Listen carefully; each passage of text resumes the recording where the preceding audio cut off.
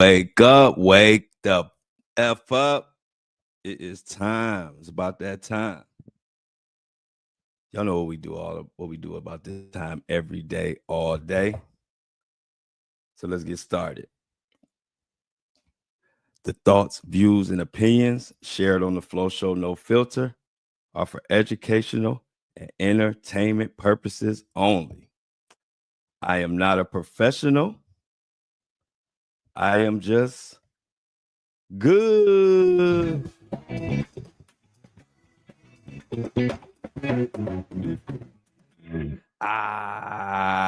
Here we go again for another episode of the Flow Show No Filter.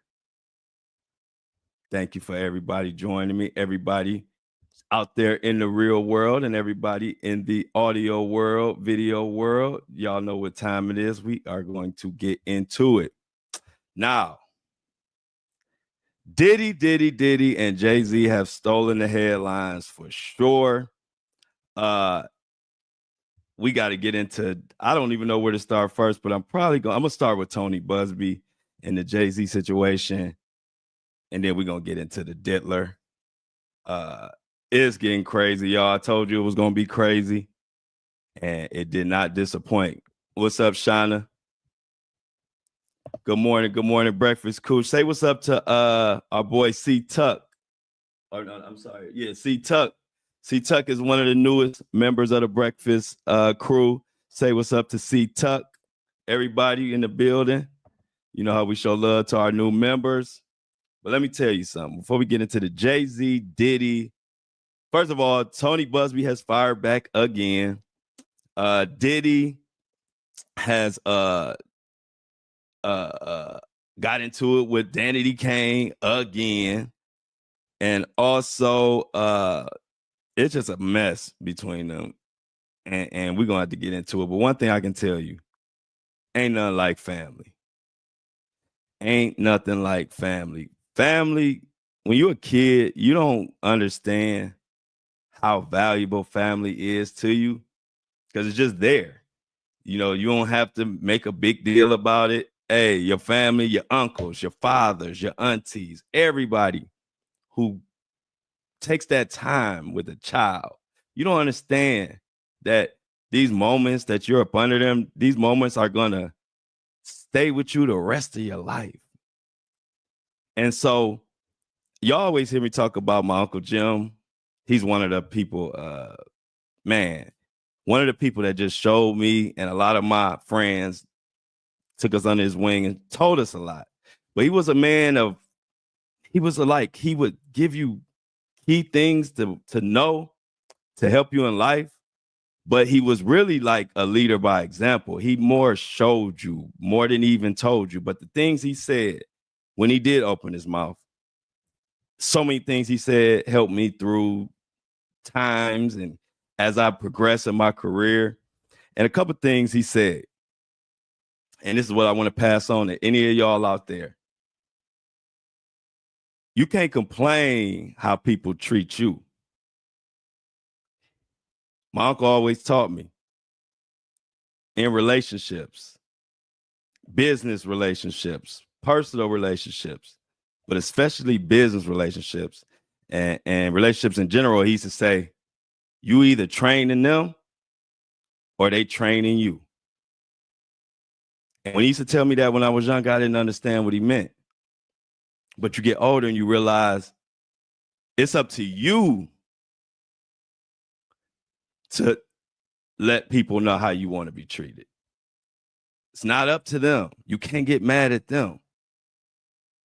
If somebody not treating you in a way you need to be treated, then it is your fault.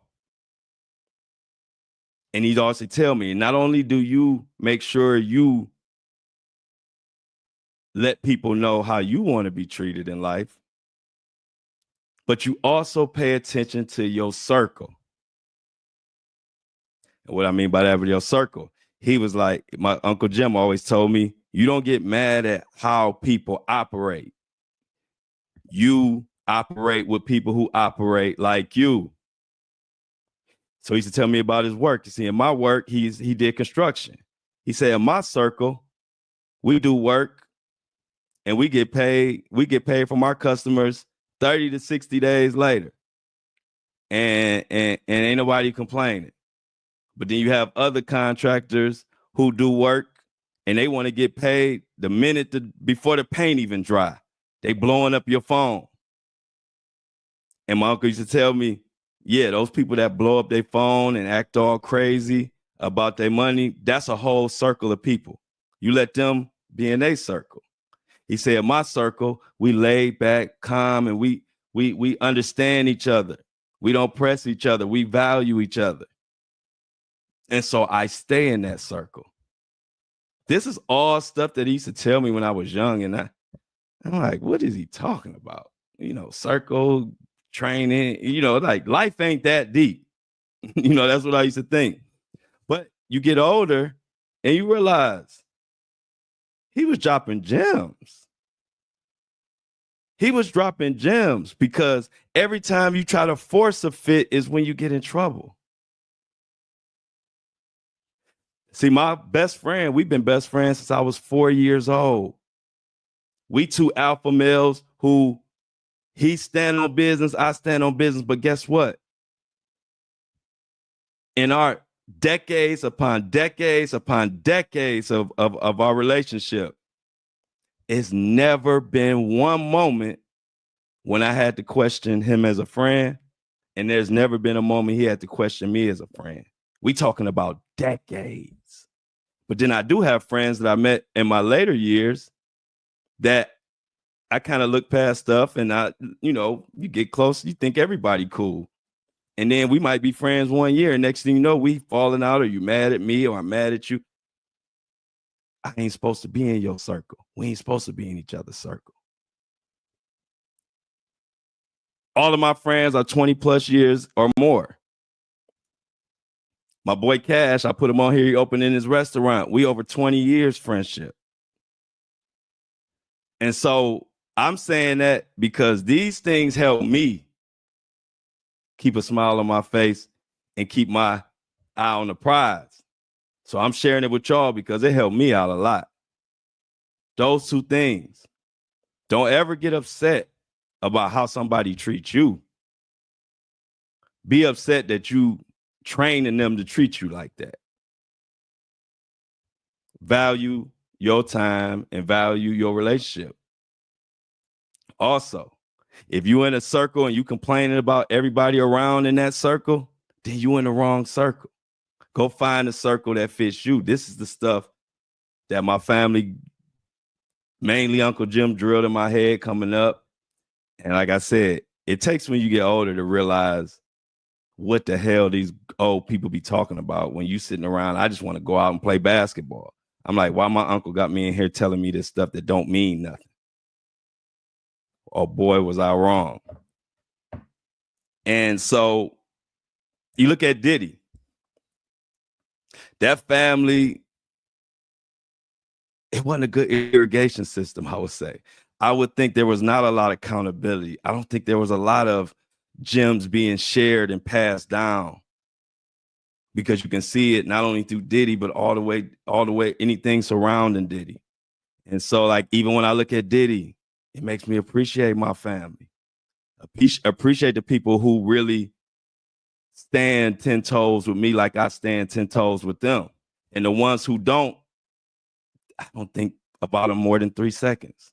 I respect them and love them, but I know what the value of a circle is. I know what it means to water the grass of the people who water your grass. And I know how it feels to be let down. And I would never do that to anybody that support me. And when I say support me in the way that I want to be supported, not supported in the way you want to support. Because I support people in the way they want to be supported. I don't force my opinions or force what I think they should be doing on them. So with that being said, love and appreciate your family. Love and appreciate the people who stick by you. They mean more than you ever know. Outside noise or people trying to get you to do stuff that you don't want to do or you don't feel comfortable doing, man, don't spend 2 seconds thinking about it. Because that 2 seconds that you spend worried about what they saying, you can spend that 2 seconds on the people who really value you. Because it's a lot of those. And what we do is sometimes we get so caught up in the negativity, we spend more energy trying to disprove or trying to acquiesce to what somebody else wants us to do. When we can spend that time giving it to the people who really appreciate what you do and really value you. That's what it's all about. That's why when people don't know about me, I don't get upset, because I spend my energy where it needs to be spent at. I don't care. I don't really worry about where it's not valued at. And I want y'all to do the same thing. And so let's get into this situation with Tony Busby and Diddy, because like I told you, Tony Busby and Jay-Z, if Diddy and them grew up in my family, in my house, I don't think he'd be in jail. My family didn't play that. My family gonna drill right and wrong in your head from the time you a baby until you leave this earth. They still giving me game. You know, they don't, you're always a child to them. So let's get into this Jay-Z and Tony Busby situation. It's got uglier since yesterday.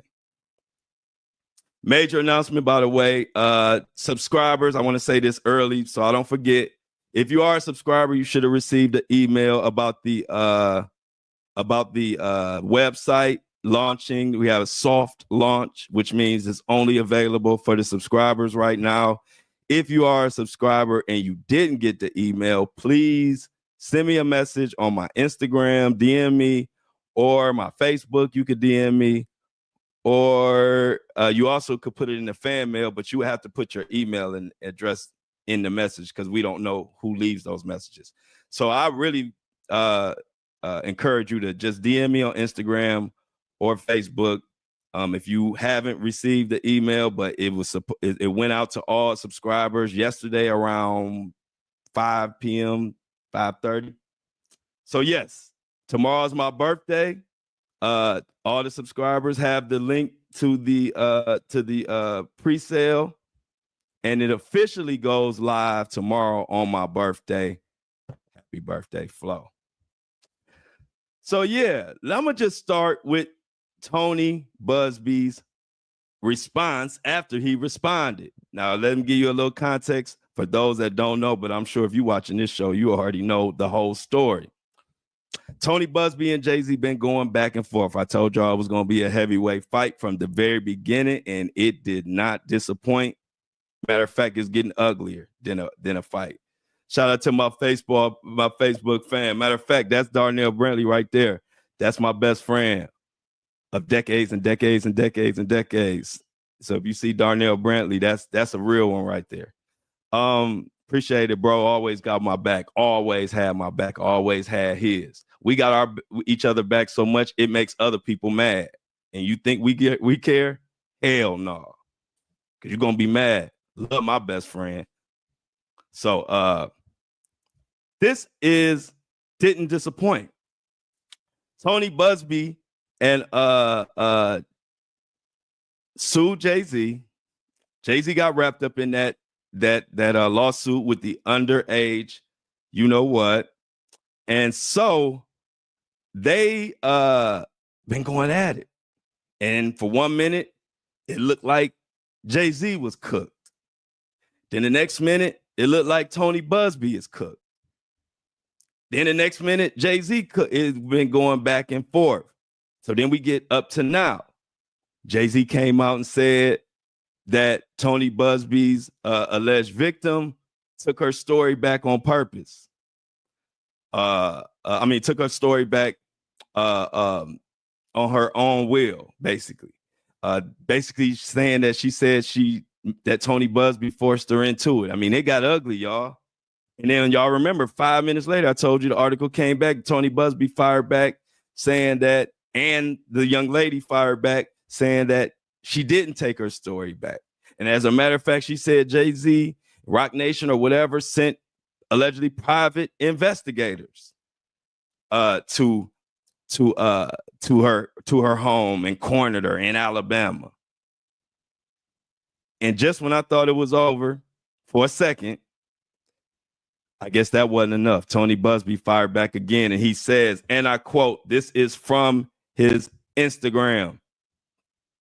If you're not following Tony Busby on Instagram, it's just his name on IG.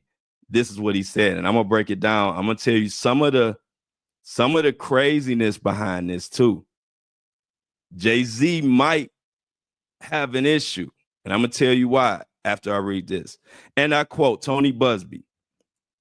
I've ignored the salacious and false stories about me that are nothing more than an effort to deter me from doing my important work. I do think it's important at some point to comment when the truth has been turned upside down. I feel him on that. When the truth gets turned upside down, sometimes you got to pop out and show, like our boy Kendrick said.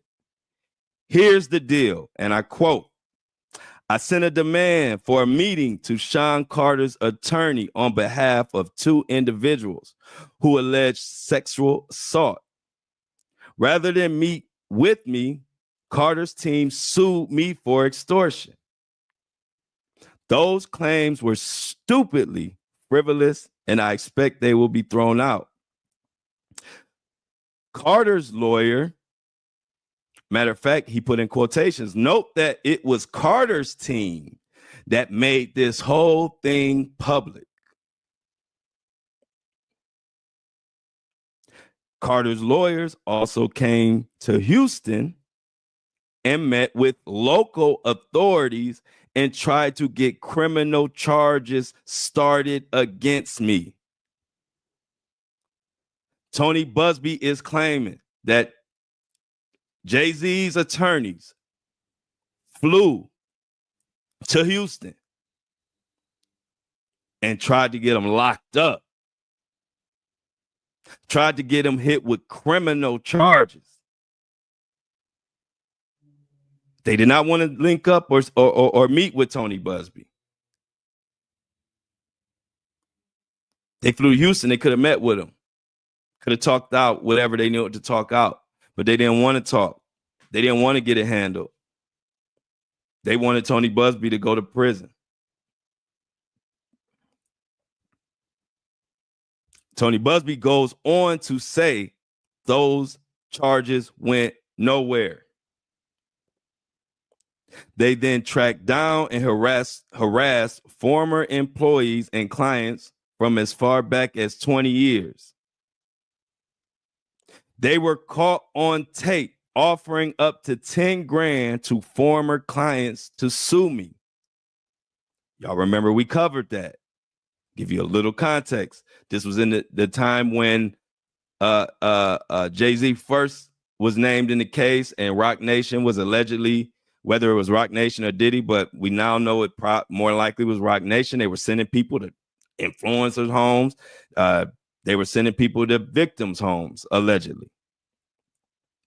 And so Tony Busby dropped the tape, the video of that. And if you go to his Instagram page, if you go down like a few months back, you'll see that he had screenshots and pictures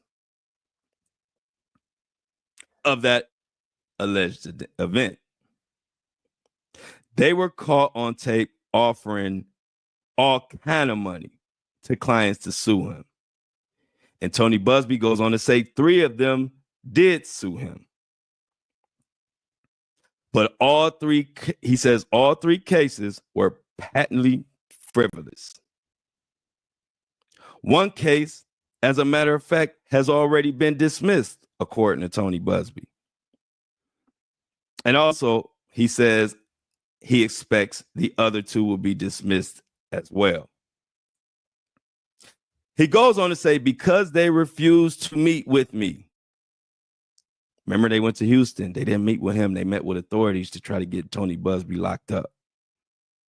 So because they refused to meet with me, he goes on to say, and because I have an obligation to my clients, I brought claims against Carter on behalf of one of those clients in New York. Why should this make your antenna go up. Because now this is the other victim that we haven't heard about yet or heard from. If you listen to what Tony Busby said, he said, I brought claims against Carter on behalf of one of those clients. There's more than just that girl.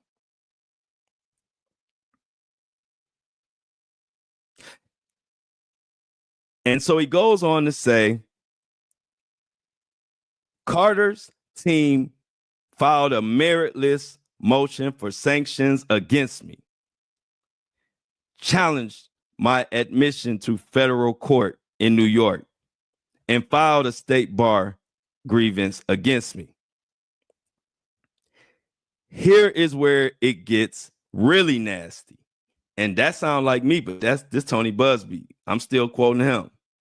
Tony Busby said, and I quote, here is where it gets really nasty. They found my client who had filed a suit. They threatened. They harassed her. They harassed her family. They harassed her friends. She has health issues. She has seizures. She withdrew her case. They then sued her and me again for defamation. So pay attention to what Tony Busby is spelling out.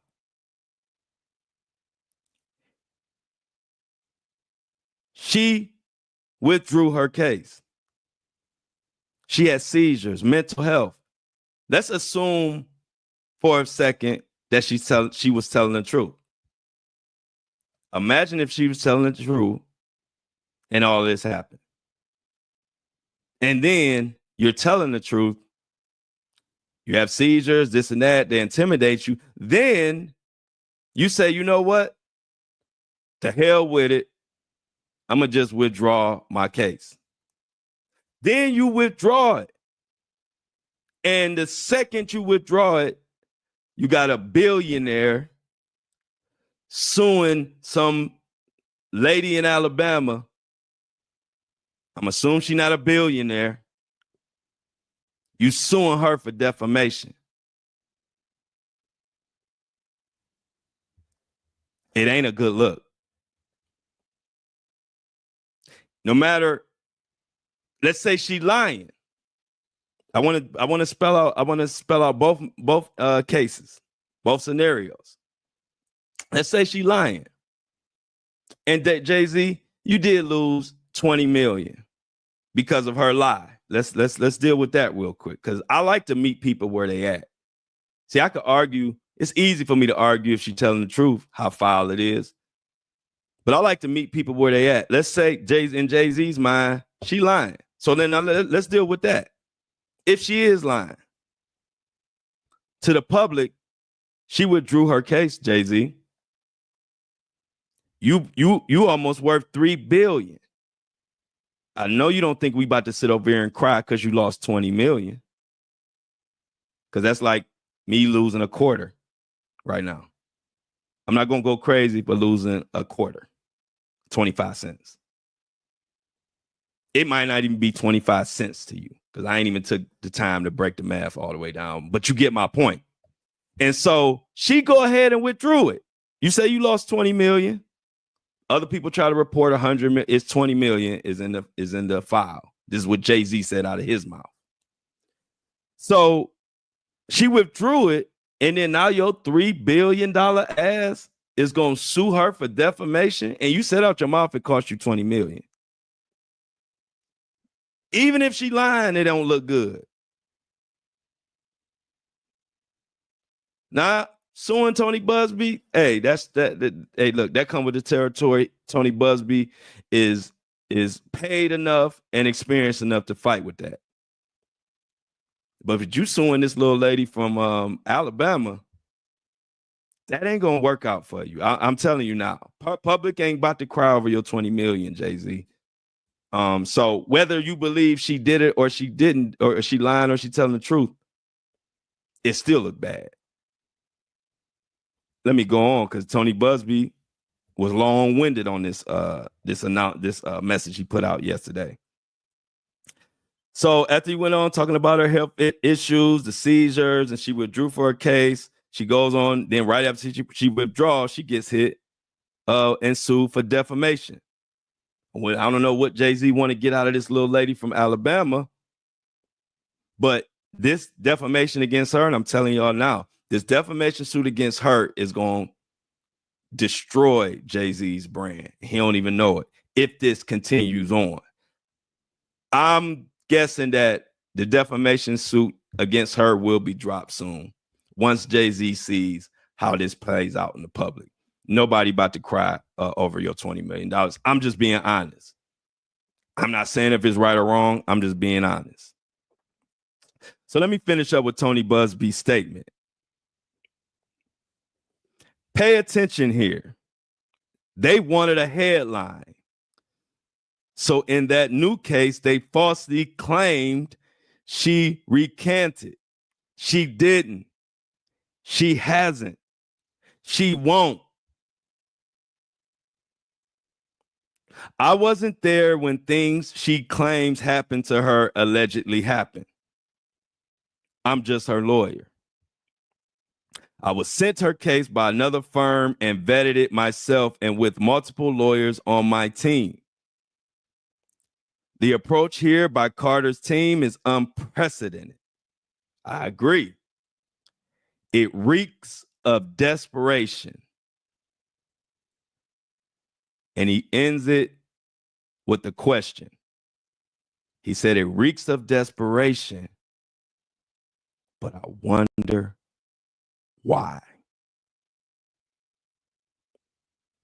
And as a footnote, he says, again, we won't be bullied or intimidated, period.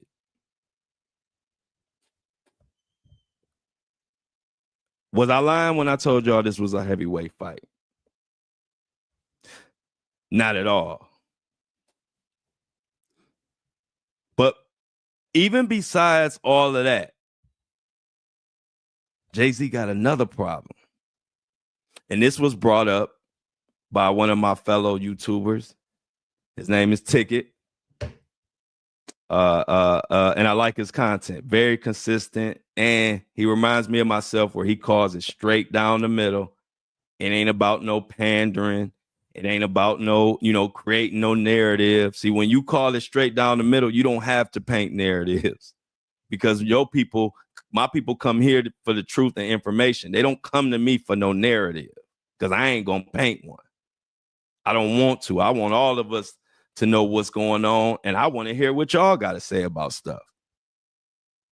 So I give you both sides, all the information I come across that means something. And so Ticket brought up a good point. And I guess more people have talked about this. I don't know who originally brought this point up, but I know I heard it from Ticket. And so what was said was this, and this is going to trip y'all out. You know how Jay-Z, if you go to his most recent filing, he says he didn't know who the girl was in this lawsuit until February 21st. Follow me, because that's key. In the filing, Mr. Sean Carter says he didn't know who his accuser was until February 21st. But then, according to Ticket, if you go back to that original press conference that Jay-Z's lawyer did, when he went and he did a PowerPoint presentation and he said about how, the story didn't add up and this person wasn't there, this house doesn't exist. And This is when Jay-Z and his attorney were feeling themselves, and people were like, well, damn. And the people that were on Jay-Z's side were like, see, I told you. And so, but the funny thing about that and what's going around now is the fact that his lawyer was asked on that day in real time, did he know who the accuser was? His answer was basically he did.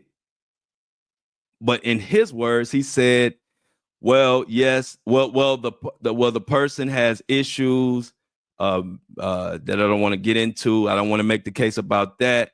And I don't want to unmask her at this time.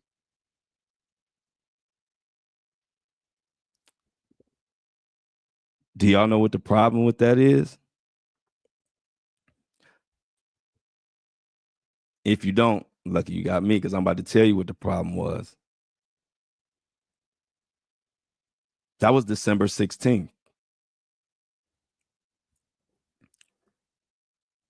That was December 16th that he didn't want to unmask her because she had problems, because she had mental problems and this and that. And he didn't want to make the case about that. This is from Spiro or Spyro. I don't know how you say his name. Jay-Z's lawyer. So now everybody has a question. With the girl being cornered, with the girl being harassed, are we to believe that Jay-Z's lawyer knew who the girl was as of December 16th? But Jay-Z's lawyer that he's paying millions to, are we supposed to believe that Jay-Z's lawyer didn't tell Jay-Z who the hell the accuser was until February 21st?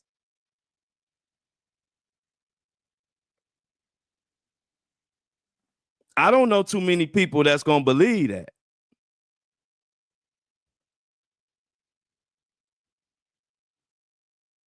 And it's a dangerous question because if in a filing, Jay-Z saying he didn't know who she was until February 21st, and then before February 21st, she's being harassed and cornered and this and that. But then your lawyer, and the reason why I caught them up, y'all, is because this was a question posed to the lawyer. This wasn't a part of the fancy smancy PowerPoint presentation. This wasn't in his notes.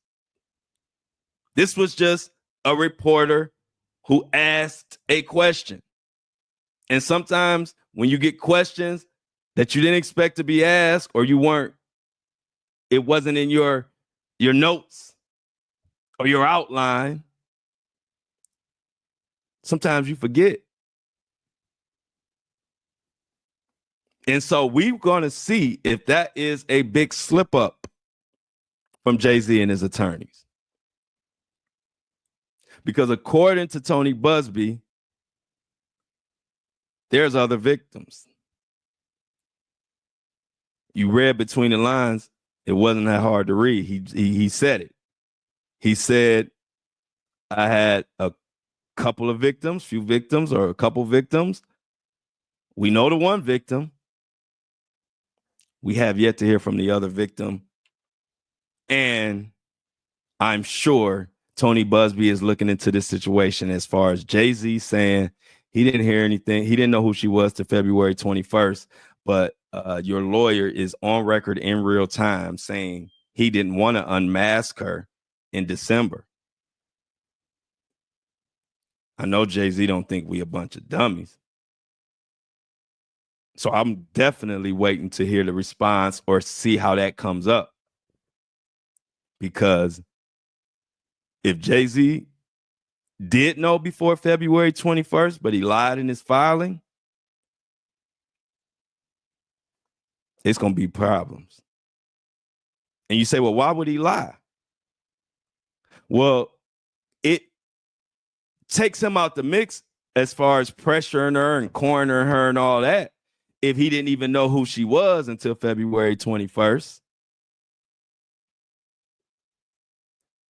But with your lawyer basically saying he knew who she was in December, common sense gonna tell me he told you, Jay-Z. So we'll see. But this Tony Busby, Jay-Z situation is totally going off the rails. And it's something that we definitely going to pay close attention to going forward. Now, that's Jay-Z. Now let's get into this Aubrey O'Day. Just like I think Jay-Z just made a misstep, I think Jay-Z was doing great with his attorney until he turned around and filed a defamation case or a defamation lawsuit on that young lady. I think that's a bad move, whether you think she told the truth or not, because first of all, you already suing Tony Busby for defamation. That should be enough to send a message. If you want to send a message, you sending it to the right one, the attorneys, and we'll see how that go. But whoever advised you to sue this young lady in Alabama for defamation, as being a billionaire suing the common person for defamation, it ain't gonna never look good. And as Jay-Z does this move, Diddy says, hold my beer, because he do some stuff that looked foul where he could have just kept his mouth shut. And what am I talking about? I am talking about Aubrey O'Day. I'm going to get into that. But first of all, I got to thank the subscriber of the day. This podcast, my baby, I love this podcast. One of my favorite things to do is to wake up in the morning and talk to y'all. But this podcast, when you truth telling, taking it risks, you got billionaires that want to see your page down, your platform down. It ain't easy. And so I remind everybody, this platform and platforms like it don't exist without subscribers and without support, morally and financially. So that's why every episode, I shout out my subscribers, every single episode, because they mean that much. A truth teller can't depend on no app. Y'all see my TikTok got banned at 400,000 followers almost, and everybody know I didn't do nothing wrong. Did I get mad about it? Did I cry about it? Hell no. Because I ain't no one map app don't make me. We make the apps. I done flipped my granddad saying, I told y'all yesterday, he used to say, don't make money. I mean, don't let money make you. You make money. So I say that not just me. We have to support financially whenever we can, or we won't have platforms like this. And so shout out to my guy, Dan. Dan did an $8 donation when we only asked for $3. So Dan, I wish I knew what your last name was, but you must be a humble dude. Let me clap it up for Dan. Everybody thank Dan in the chat. Dan understands that we're not going to let truth die. The only way it dies if we don't support it. And so I make sure I tell everybody every time I support the subscriptions, and I'll be point blank period to you. I say it to you in your face. Instagram, cool. Facebook, cool. YouTube, cool. TikTok, cool. But the only thing supporting me are the subscriptions and the subscribers. The only people I could depend on are my subscribers. because that's the only thing they can't take away from me or people like me. See, my subscribers, we join for life. Because even if these platforms, if every last platform, if they shut me down or shut every last platform down today, I could still send my subscribers content because we are joined by emails. They don't do that on these platforms, which is why I will never put all my eggs in any platform. They just showed you with TikTok. You know how much tireless hours I put into building that platform, and I didn't even do nothing wrong, and boom, it's gone. So if you want to know what's important to me, it's the subscribers in this podcast. And I'm the type of person, I'm going to tell you to your face what's important to me, so it's no confusion. If it wasn't for my subscribers, I wouldn't be right here. I wouldn't have time to do this. So Dan, again, thank you. And anybody else that's subscribing, keeping the lights on, I appreciate you. And like I always say, even those who can't afford to subscribe, I appreciate you for listening, because the listening impacts this platform as well. So don't ever get it twisted. You are just as important. But when somebody goes out of their way and I only ask for $3 and they give $8 in a time like this, when eggs are $50, I got to give them a shout out. So we're going to go to this Aubrey O'Day, but clap it up one more time for Dan.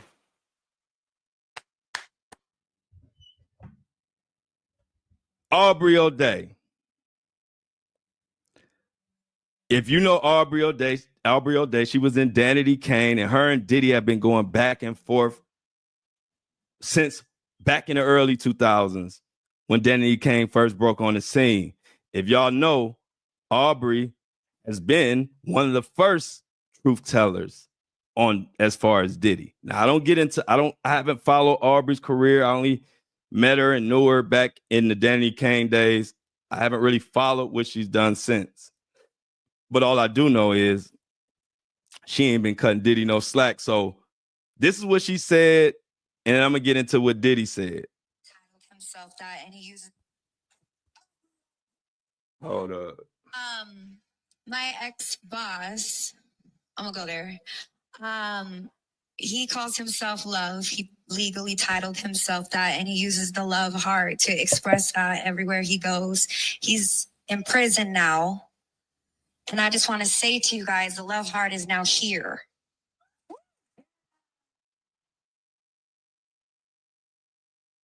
I'm so blown away by your voice. I always known you had a beautiful voice, but you really shined. And I hope you feel the healing at least beginning now, and know that we're being healed by that as well. Right. So thank you. And I honor you for being here. I honor you for having a voice and for helping, honestly. Thank you. I think also what's great about this, and since we go way back, and I think what's most important for all of us is that when you have that kind of a talent, that kind of a gift, just keep giving it. So she was talking about Diddy. That was Aubrey O'Day. She was on the show, The Mask. I don't even watch this show, but I see clips of it. It's called The Mask Singer. The other day, she was announced as she was the aunt. So nobody knew who it was singing, and she revealed herself. And she made that statement about her ex-boss changed his name to Love, and now he's in prison, and Love lives here, and all of that. Now, you can say whether you agree with what she did or disagree with you. That's not even what I'm here to talk about. I'm here to talk about Diddy's reaction to it and how stupid that was, because I don't know who, but I shouldn't say. I was about to say, I don't know who's giving Diddy this advice, but you know who's giving Diddy this advice. It's Diddy. Sean Combs came out because she made that statement through his lawyers, talking about she needs to be appreciative of the platform he gave her. Said that she basically wouldn't be who she is today without the diddler. And she should be grateful to the diddler. I don't know what they think that statement was supposed to do. And it was more statement than that, but that was the gist of it. And I read that and I'm like, why would you even say that? Why wouldn't you just go focus on all the stuff you got going on over there? Then come out and making some statement that was said on some show called The Masked Singer. It's a bad look. Whether she right or wrong, it's a bad look. This is why I'm telling y'all Diddy is cooked.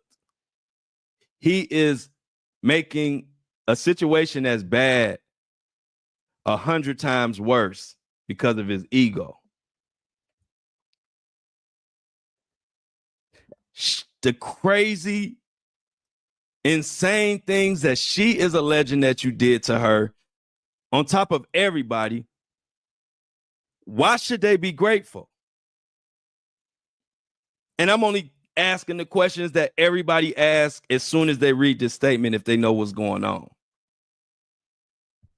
You're not coming out saying, hey, I didn't do anything. I treated her good with respect. Never did anything to her. I don't understand what her issue is with me. Something to that effect. I could understand that.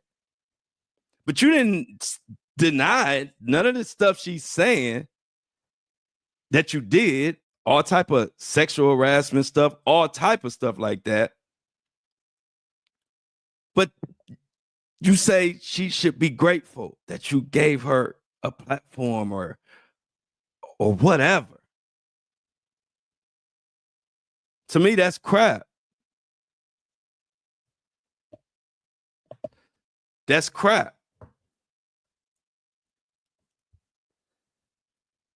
And it shows why he's in this particular situation that he's in, and he's not going to get out of it because he's driven by his ego. And ego will get you every time. Whatever her statement was, I actually, it wasn't even a terrible statement. She just said, she didn't say his name. She just said ex-boss. She said, changed his name to Love, but he, did whatever, whatever their relationship was. And then she just said, Love, now that he's locked up, Love lives here now. I'm not going to say that she needed to say that on that platform, but that's what she wanted to say. And actually, it wasn't like a horrific, terrible statement. So for you to come out, and if you dig into the article or dig into the story, it borderlines kind of like bullying and harassment, because all type of people saying stuff, and then you feel that you have to respond to something Aubrey said when you locked up for way worse. So what it tells me is you're not focused. And when you're not focused, you lose. And then on top of that, just for shits and giggles,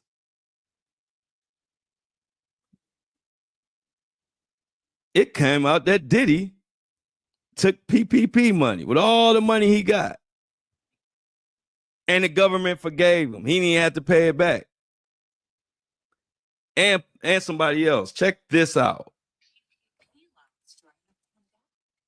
More celebrities who took out PPP loans during the pandemic. Diddy the loan amount, $1.9 million for 134 jobs he needed to provide. Come on, things are tough. Oh, his loan was forgiven. Next one, Paul Pelosi. Gotta love Paul. The guy that was hit with the hammer, with that weirdo that came in his house in San Francisco. Oh, his wife is Nancy. So he's worth $120 million. Nice gentleman. His loan amount was $1.7 million. Oh, let me add that it was forgiven. Yeah, that's an important thing. The other thing I want you to know is to note that Pelosi, it was noted on the account that Mr. Pelosi was not involved in the loan application. Just let's make a note. Okay. It could be small to people, but it's just another example of how us, the everyday Americans, they want to run us into the ground while they up top just having fun and getting all the benefits and everything, and we ain't supposed to say nothing. We ain't supposed to wonder how the hell can Diddy and Miss Pelosi's husband or whatever, Paul Pelosi, how do they get with a net worth at the time? His net worth was $1 billion. Diddy's net worth at the time of the PPP loan. How does he get to get $2 million in PPP loan and not even have to pay it back? To the average everyday American, that just don't seem right. That's why I'm here. And that's why I don't give a who get mad. Because I'm going to stand up for us every single time. I'm going to ask questions. They don't like when you ask questions. So guess what I do? I ask questions. When something just don't seem fair, I got to ask why.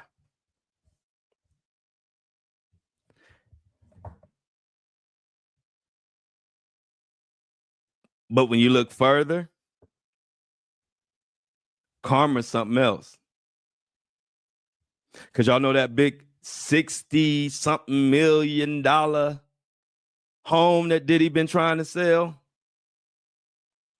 The one that they said he was overpricing and he was desperate for money and thinking he could get that cash because he needs the cash right now. And he thought it would sell and within a week of being on the market, because there was a time when anything that sold that was attached to the diddler that you couldn't keep it on the shelves.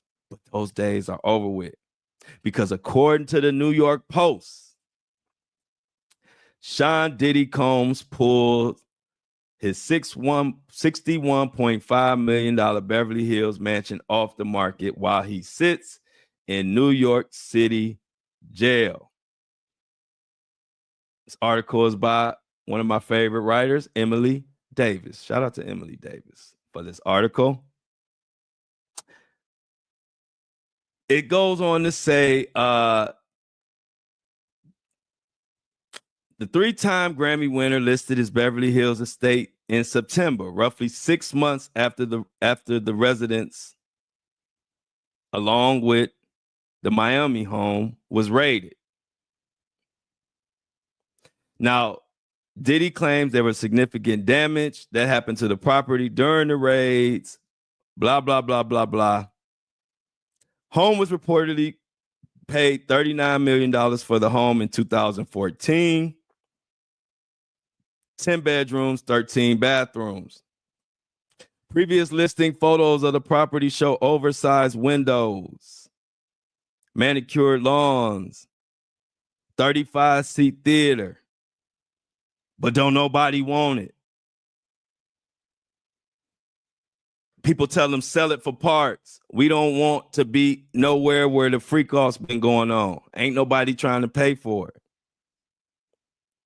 1.3-acre property includes a 2-story guest house, recording studio, basketball court, and a spa. Yet the public still say hell no. The Helms home counts Kylie Jenner is a neighbor. Sean Parker is a neighbor. Sean Parker is a tech mogul, if y'all don't know.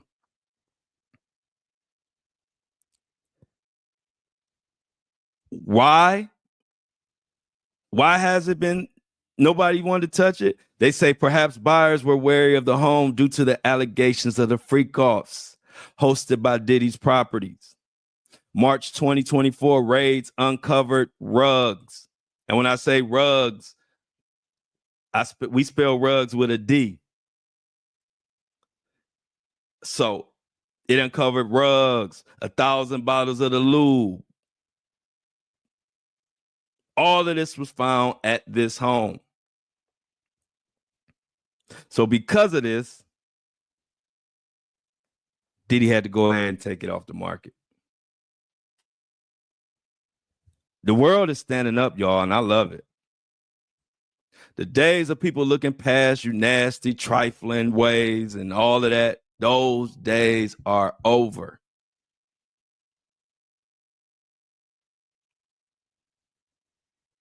There was a time when that house would have sold for $100 million just because it was Diddy's. But what happened in 2024 and what's continuing to happen in 2025 is the veil is being raised. And people ain't going for it. And I love it. Like I told y'all when I started this journey, it wasn't a truth teller. Years ago, truth telling wasn't sexy. It wasn't a thing to do. So when I was doing it, ain't no way in heck I thought it would took me to places that it has took me to so far or brought me to. So it feels good that the whole world is catching up to a movement that I started years ago that I never knew it would grow to what it is today, and that the public is prioritizing truth over tales, facts over fiction. So ain't nobody happier than me. Every time I go to sleep, I'm happy. Every time I wake up, I'm happy. Because I get to do what I love to do, and that is give the world information, entertain their ass while I do it, and make sure that I'm doing it better than the person next to me. And when I look to my left and I look to my right, I don't see nobody doing it like me.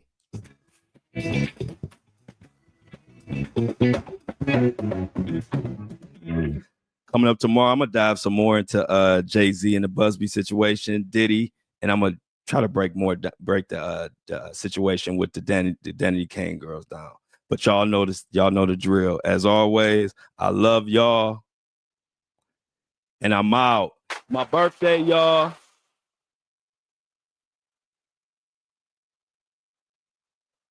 My birthday tomorrow. Peace.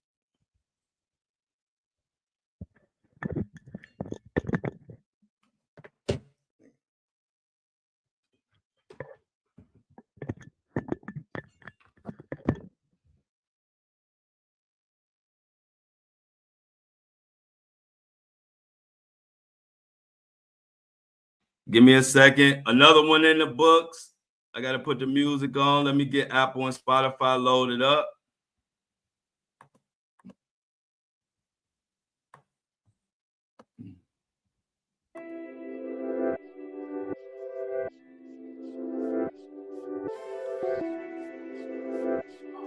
What's up with this?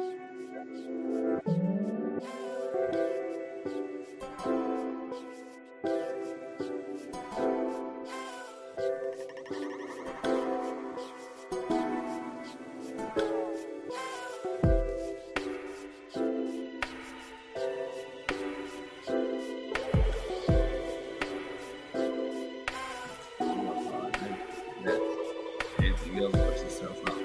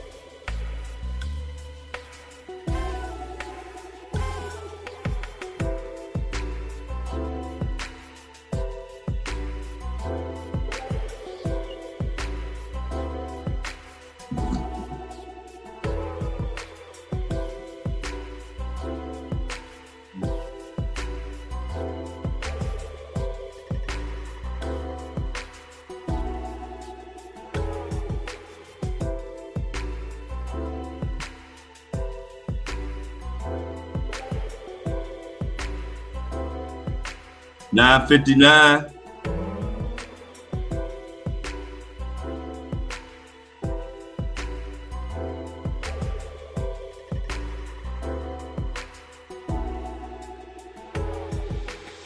All right, $9.59.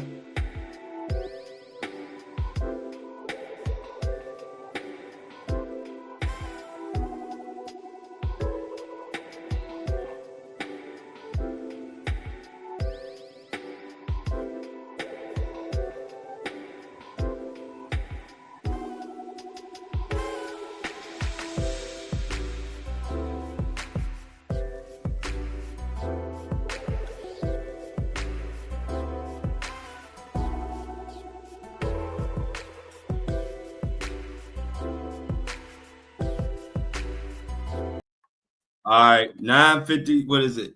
950. I mean, 855.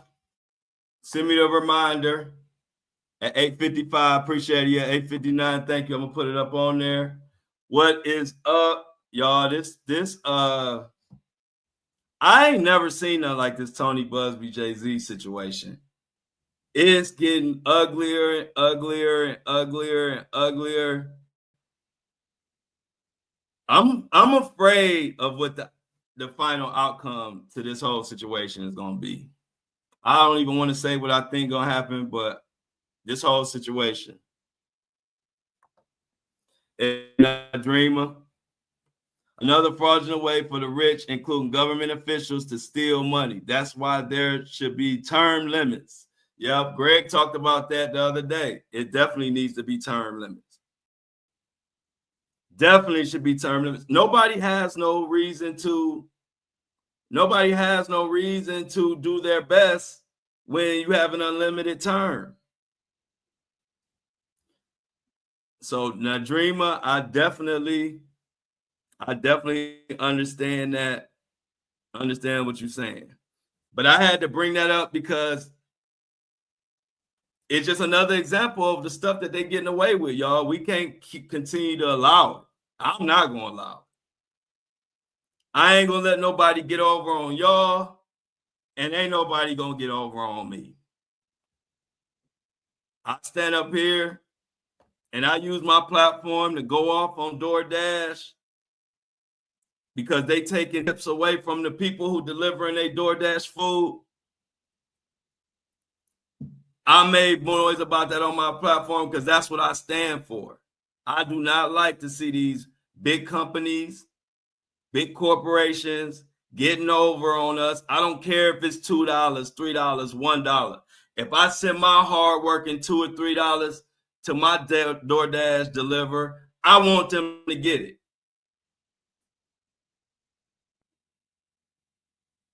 Ain't nothing for free out here. So if I'm gonna stand 10 toes for the people on getting theirs, for sure gonna know I'm gonna stand on 10 toes for me to get mine. That's the way I was raised. My family always told me, you don't get what you earned, you get what you demand. I'm gonna say that again. You don't get what you earn in this life. You get what you demand.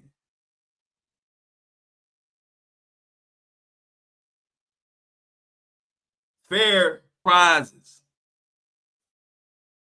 Fair is a place where you can buy funnel cakes. Fair is a place where you can stand on a scale, and if they don't guess your age or guess your weight, you get a prize. Fair don't live where you make a living. Fair ain't the real life. Life ain't fair. They used to tell me, you want fair, go to the carnival. So I'm going to continue to fight for y'all, fight for my people. You ain't going to see too many people with hundreds of thousands of followers that give a damn what happened to DoorDash workers. Because if you do, I want you to send me their page. Send me the page of the person that got 500,000 followers that's standing up for the DoorDash driver. That's standing up for the lady that's working in Walmart.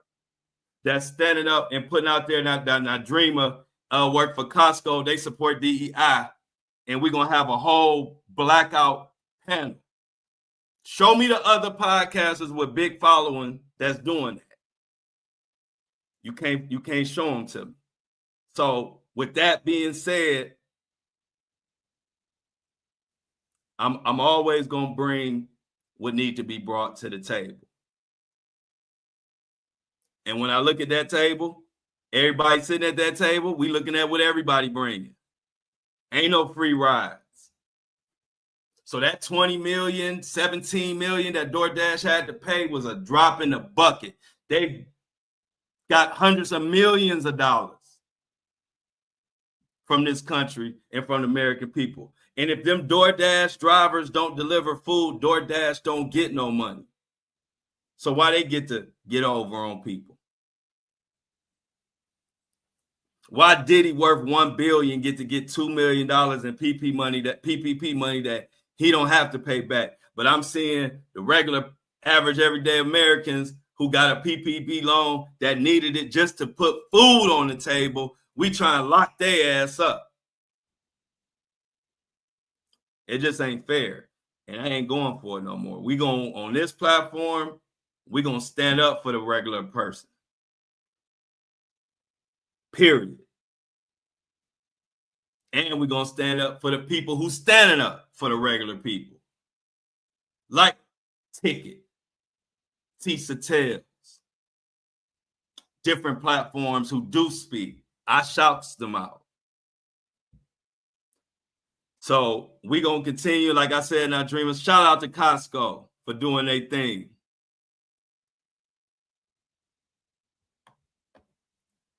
But we're gonna have to continue to fight. It ain't over with, y'all. They gonna try. This is human nature, is to try to squeeze you for as much as they can squeeze you for. It ain't just big corporations. People do it. We do it. I do it. But your job is to do what you want to do. I had somebody said, and it was somebody I didn't want to call them out because I did want to do this on the podcast, but it was kind of hard to read their response and then address it without it seeming like I was calling them out, because that's not my aim. I like to talk about stuff. I just like to, if somebody asks a question, I just like to answer it. And so I had put a 26 minute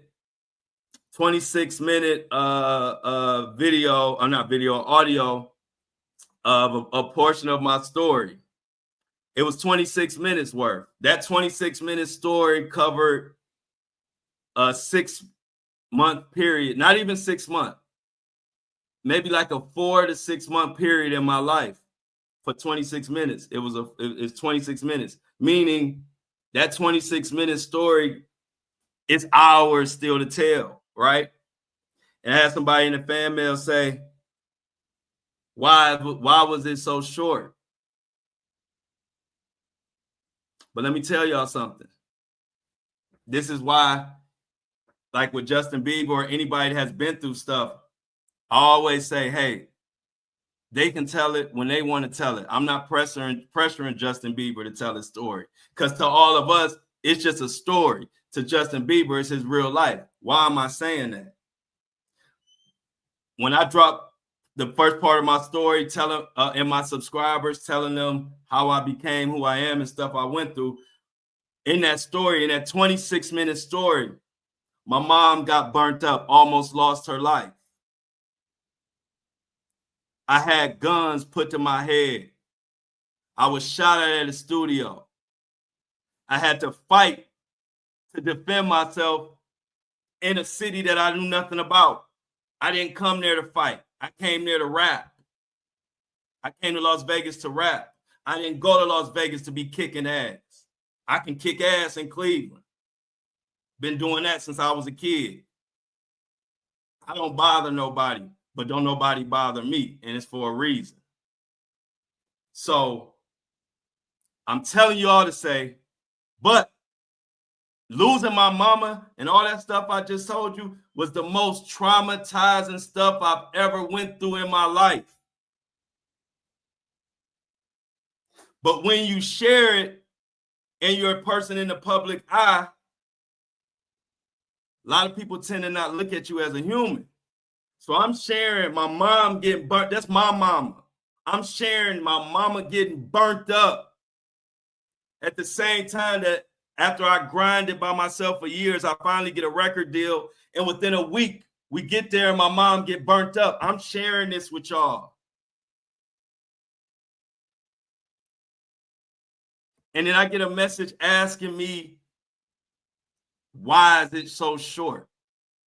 Nothing about, hey, Flo, I listened to the first part of your story, and I'm sorry what happened to your mother. I see you talked about that she was caught in a fire and almost lost her life, and had burns from head to toe. Didn't mention that, just complain about the length of it. So what I'm telling y'all is, when people want to share their story, when you're in our position, my position, you share what you want to share, because you have to be mentally prepared for what comes back. So while I'm sharing my most traumatic stuff I ever went through in my life, people just watch it, ain't mention nothing I went through in that, but just want to tell me and question me why it was only 26 minutes. You got to be mentally ready for that when you share stuff. It took me 20 years to tell that story.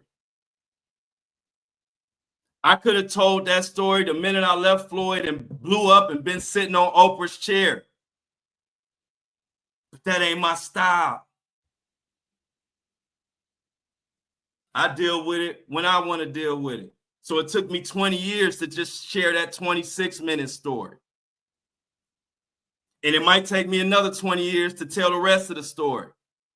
But if I had guns in my head, if I was fighting, if I got shot at a studio and my mom got burnt up in a 5-month period, what you think the rest of the story? What else you think went on?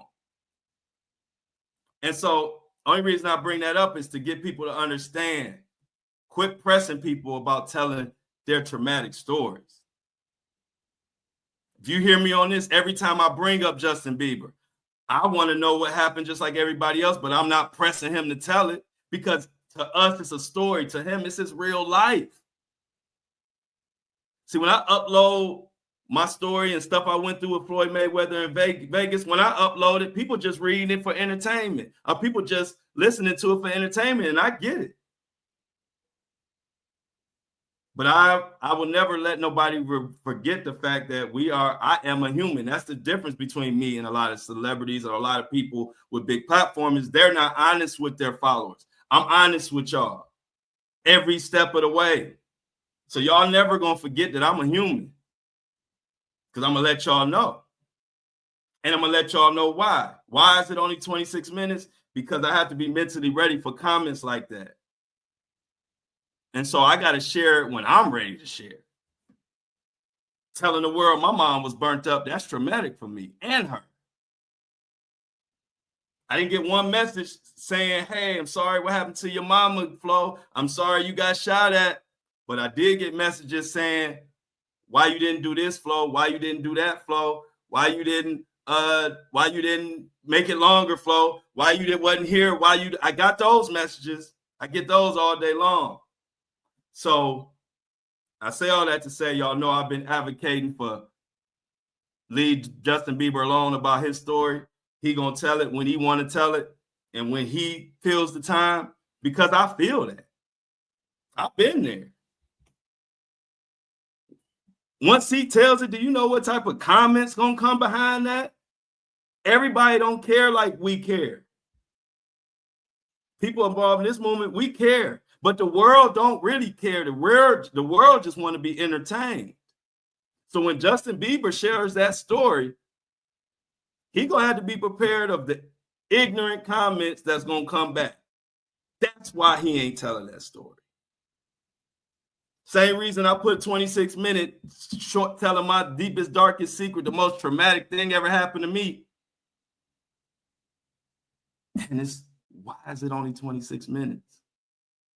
I was like, wow, you did get to the part where my mom got burnt up, right? And almost lost her life in front of my face. So I'm just here to give both sides every time, y'all. Y'all know me. I'm happy if you happy. But my job is to give both sides. I have to let people see both sides of stuff. My father was great at that with me.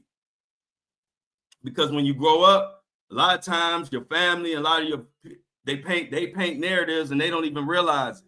My father never painted a narrative. When I would come with a story to my dad, he always told me to pay attention to both sides, even when I thought it was only one side. And paying attention to both sides is more valuable than you ever know. And so that's why I'm grounded with what I talk. I don't get upset. I understand people and their choices. They have a right, just like I have a right. So I just want y'all to know that, like, you gotta, people, it's reasons why people don't tell their story. And it's a story I'm supposed to tell on for my subscribers. I've been working on saying what happened. I've been working on putting it together, the situation I went through at 7 years old. But see, the comment from my Floyd story, it makes me not want to share that story right now, because I don't want it. I don't know if I'm ready for me telling my darkest secret or my darkest traumatic experience at 7 years old. I got to be ready for the comments that's going to come back when I tell that. I ain't ready for them yet. I'm just honest with myself, and I'm honest with y'all. You have to be mentally ready for people to say, this is a movie to me. What's the next story? And so I wasn't ready. I ain't ready for that right now. And so, again, when you ask why people didn't tell this, or why did they wait so long, and why, these are the reasons. And this is what this platform is for, because I'm going to educate the world. I'm going to let you see both sides of the equation. I'm going to let you know that these platforms charge us an arm and a leg to upload stuff. If you ever look at people, when they upload exclusive content, normally they upload one piece of exclusive content a week. Why is that? And it's not because they holding back on y'all. It's because these big platforms like Buzzsprout, Apple, Spotify charge you ridiculously. They give you a certain amount to upload, and if you upload more than that, they charge you ridiculously. But somebody like me, I don't care. I still upload 4, 5 times a week, 3 times, whatever, 2 hours at a time. I don't care, because I give all what I can to my people. So when people want more content, now that you know, go complain to Apple and Spotify and Buzzsprout, these millionaires and billionaires.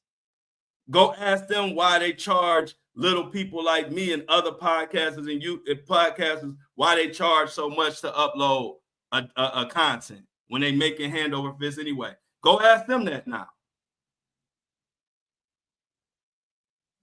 Because it don't have nothing to do with us. And I ain't just speaking for me. I'm talking about, this is everybody. Just go pay attention. When you see like exclusive content and this and that, especially on platforms like Apple, Spotify, Buzzsprout, it's not that they're not uploading a lot because they don't want to. It's because they charge crazy. But guess what? I'm the only honest one that's going to tell y'all that. Most people hide it. So what happens? All the heat come on the person who just struggling to make ends meet, while the millionaires, Apple, Spotify, Buzzsprout, all of these, they get to hide their hand. I ain't letting it happen. Y'all ask me, I'm going to tell y'all the truth. So now that I tell you the truth, go not email them. Ask them why. Oh, yeah. So no filter go both ways. The no filter is, I'm going to tell you every aspect of what goes on so you can know why. Because a lot of time, it's not y'all fault. If you don't know what's going on behind the scenes, how y'all going to know? If y'all don't know that they charge crazy when we want to upload more content for our supporters, which they shouldn't charge us crazy money to do it, we got to take the heat for that when it's their fault. But I think that's what I do different than a lot of people. I'm just honest with my listeners every step of the way. Because when you being genuine and you working hard, you don't got no reason to lie. I wish I could upload all day, every day. But they don't want that. And if you do, they want to tax you and make it where you can't even afford it. So that's why. But yeah, like I said, y'all, I'm just a straightforward, honest, genuine person. It ain't about like being mad or upset, because at the end of the day, everybody has a right to do what they want with their time. They have the right to do what they want with their phone, their money, and everything. And I respect that. I respect that to the utmost. You work hard, You get to do what you want with your time and your money. And so do I. So I'm always understanding to the other side. But my father raised me like that. Even when I didn't want to look at the other side, he was always, sometimes I thought he would go against what I was saying just to do it on purpose. But now I really think he was, because he was teaching me how to open my mind and not just think like everybody. Take it, break down both sides, and then figure out how you feel about it. Don't just take one side and just run with it, because you'll be like a sheep. You be running. He used to tell, my uncle used to tell me, that's why sheep be running so far, the next sheep's behind it. They don't even know what's in front of them. And so I just preach that to anybody that'll listen, man. Always pay attention to both sides of the coin. Because when you only looking at your side, you're going to miss a lot. You're going to miss a lot. And you're going to miss a lot of the whys, a lot of another person's why. Why do they do this? Why do they do that?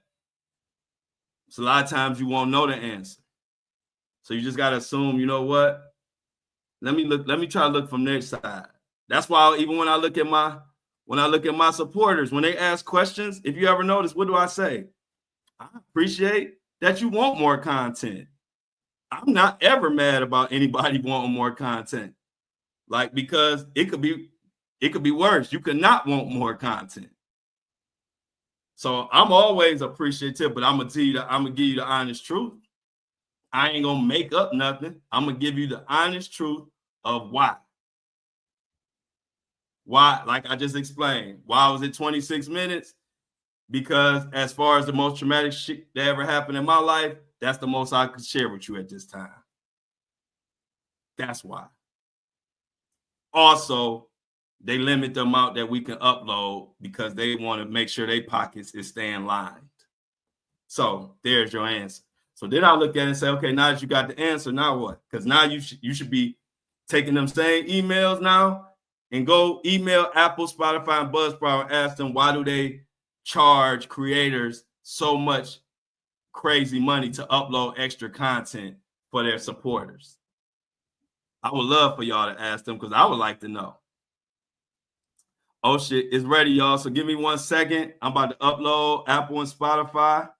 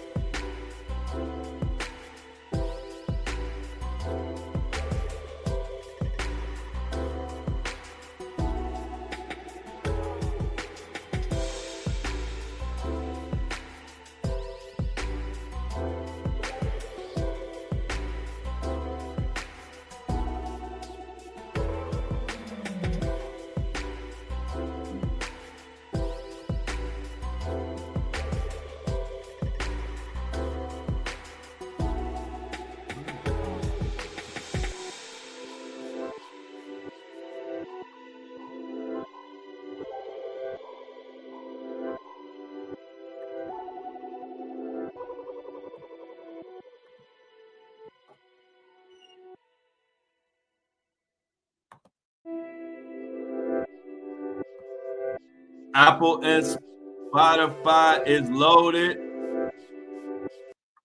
Apple and Spotify is loaded.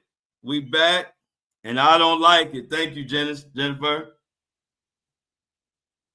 I noticed my love button disappeared last week.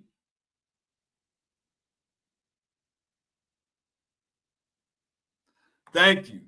Exactly, y'all. Hey, look, one thing about me, see, my people who've been day one, they understand and they know how hard I fight for my people. That's why I don't really get caught up in what people say. I just talk to y'all to help us all learn lessons from each other. Because at the end of the day, I was raised in a family where, you know, you value and you do you. I don't get worried about another person's opinion. I don't get worried about another person's opinion or none of that. I respect opinions, which is why I address it. I don't have to address none of it, but I'll address it because if somebody want to know an answer and you support me, I'll answer it. And I Dreamer, I'll let you know I've been like this since 2 years ago, more than 2 years ago. Because I move genuine, I move with passion. I move the same whether I'm getting paid or I'm not getting paid. If I want to do something, I'm going to do it with passion. Guess what? Nobody knows what I get paid for and what I don't get paid for because I give it all the same passion. So, like I said, this is just real talk. It ain't nothing more than that. I like to discuss it. Like I said, a lot of the boring behind the scenes stuff, I don't even talk about because I don't want to bore y'all with that. But if listeners bring it up, I think it's the perfect opportunity for me to share and explain why. Because there's always an answer. Like my granny always told me, just work hard and everything else will work itself out. So that's what I live by. I'm too busy working hard. Because after I say this, the minute this live is over, I'm back to work. And I'm working and I'm working and I'm working and I'm working. And then I eat, then I'm working, then I go to sleep. Then I wake up again at 4 a.m. to prepare for my show that I drop at 7:30 a.m. sharp every day. So by the time 4 o'clock come, I've been up 12 hours. And I love it. And I'm going to do it every day. But when you work hard, you don't even have energy to worry about what people are saying. It's just good conversation and good content. I like talking about it. It's therapeutic to talk about stuff and to tell people where you honestly come from. Because it's good for people to hear that. Sometimes now that person who maybe emailed me about why it was 26 minutes, maybe they might now think differently when somebody telling you the most traumatic shit that happened to them in their life. You might want to use the sandwich method. You might want to come in and say, hey, I saw what happened to your mom story. I'm really into it. I'm sorry that happened to your mom. That's the first part of the bread. Family taught me well, y'all. That's the first part of the bread. But then you get to the meat. Now you want to do your complaining. Fine. You say, hey, I wish you would told more. Why wouldn't you tell more? And then you end it. But as always, I appreciate you sharing something so dramatic to yourself. Boom. That's the message. That's how my family taught me to handle stuff. The sandwich method. Give a little compliment, then do your complaining, and then end it with a compliment. If you ever notice, I always do that. I always thank my supporters before I give you some of my real truth. And then after I give you the real truth, afterwards, I'll let you know how much I appreciate you. Ain't no anger there. That's just truth. Truth don't get mad. Truth is, matter of fact, when you just speak the truth, you happy. After you get the truth out, you happy. Because people who care about you know where you coming from. And the people I care about, I know where they coming from. To me, that's ain't nothing better than that. I don't get caught up in the emotions of things and who doing this, who doing that. I just believe that everybody's grown and everybody does what they can do or what they want to do. And that's the beautiful thing about this country and this life we have. We do have freedom to do what we want to do. I appreciate that. But it goes both ways. And so I give the appreciation and I like to receive the appreciation. Thank you, September, and thanking God for a young man like you. Use him, Jesus. Thank you, sir. I appreciate it, September, and like I told you, don't ever get caught up in who doing what you want to do or not doing, because if you pay attention to people like, let's say, like September, and there's always way more good in this world than bad. It's just about where do we put our energy. There's so many people who appreciate what I do, and that's why I continue to do it, and that's why I continue to shout out and show love. Anybody that has a complaint about what I'm doing, hey, I respect it, but don't think I'm going to lose any sleep over it. I work too hard.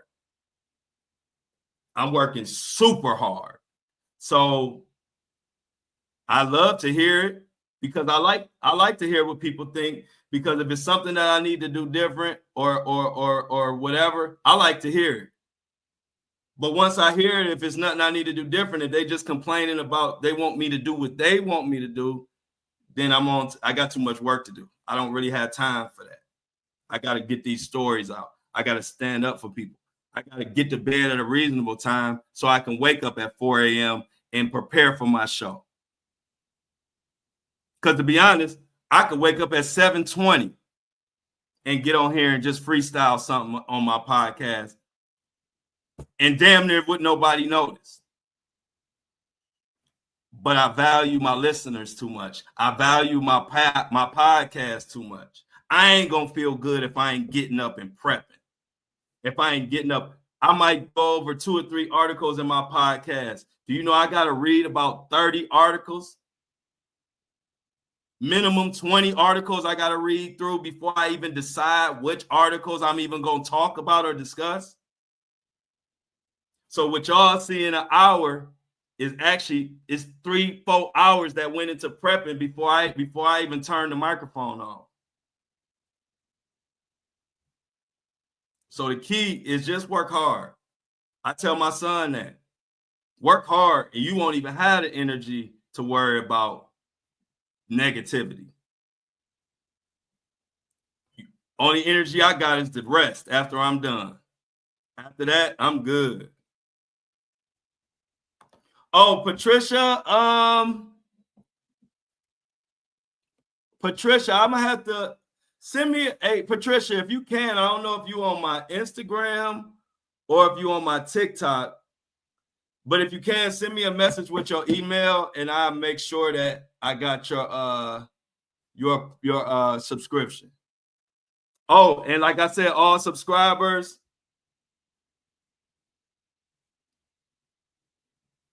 thank you, Jennifer. Yeah, and always let me know, because I check it when somebody tells me.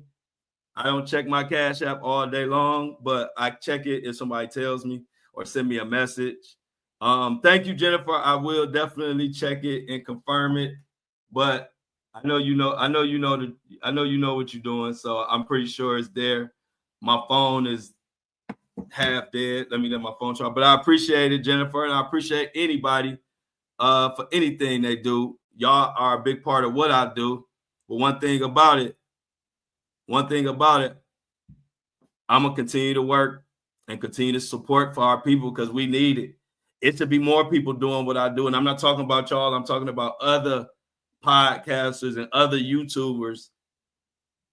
It should be more people fighting for the common people, I believe. I believe we spend a lot of time on these celebrities, which they deserve it.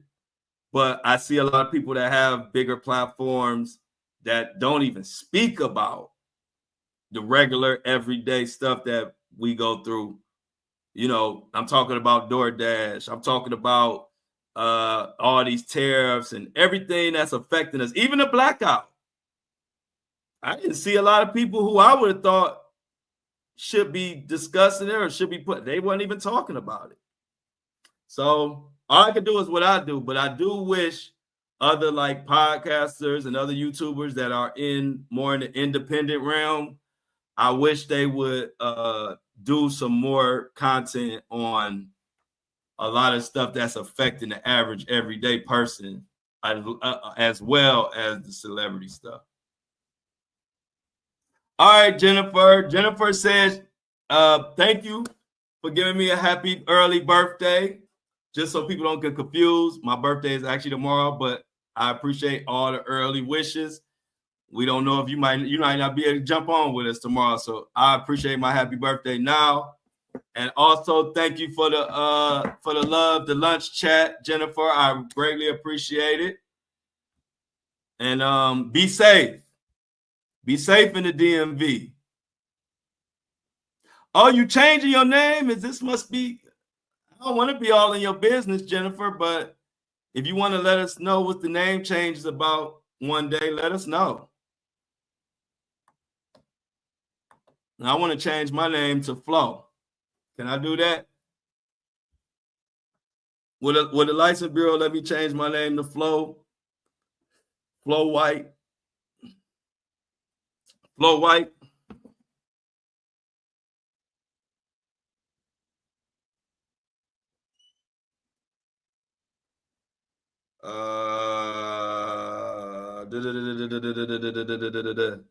What the heck? Where's my boy? Would they allow that? Oh, I figured that's what it was, Jennifer, but I didn't want to assume, and I didn't know if you was ready to share any information like that, so I didn't say it. But I was thinking that was a divorce violation. But it's your birthday today. You know, Jennifer, do you know it's my cousin's birthday today too? So we got a March 5th birthday in my family too. We were born, we actually the same exact age. He was born March 5th, and I was born the very next day. We got the same nickname and everything. It's crazy. But so March 5th is a special birthday to me. That's my cousin Chris. And now it's my family Jennifer birthday. So we tearing March up. Shout out to all the March birthdays.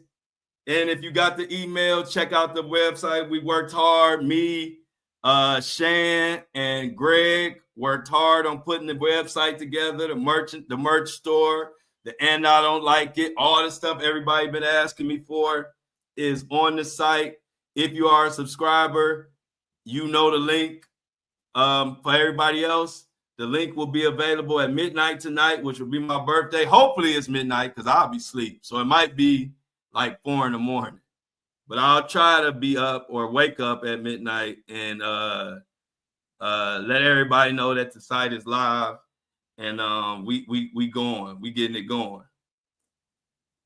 So check it out. Shan worked hard. Everybody, let Shan know y'all appreciate her because I appreciate her. Shan helped with the designs and getting the models with the designs and all of that, and helped me with a lot of figuring out what items that our people would want. You know, Shan, I told y'all from the beginning, Shan is a professional shopper. So I said, Shan, what type of items do we need?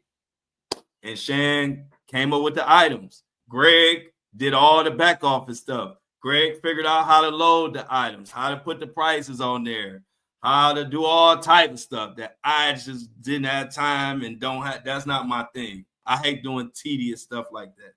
And that's why Greg is my best partner in crime ever, because Greg is good at that tedious stuff and he gets it done. Shout out to Greg. So we worked yesterday. It probably took us about 4 hours from the time we started to the time that the website was ready for our subscribers and the merch was ready.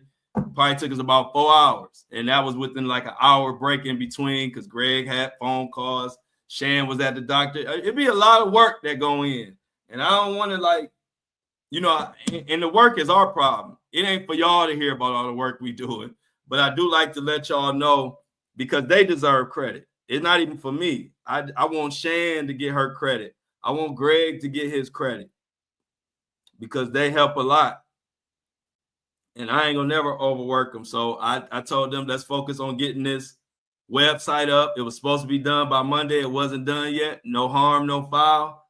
But yesterday, it was gonna be done because I had to announce it today. So my subscribers could have a whole day of special pricing on the hoodies and tees until everybody else. So shout out to you, Stan, and shout out to Greg, because we couldn't even figure out how to upload. We couldn't even figure out how to upload items. Oh, thank you. Oh, you didn't get the link. You know what? I'm gonna tell Shan. Okay, good. Send it in. Okay, thank you, Lauren. See how Lauren, y'all are the best.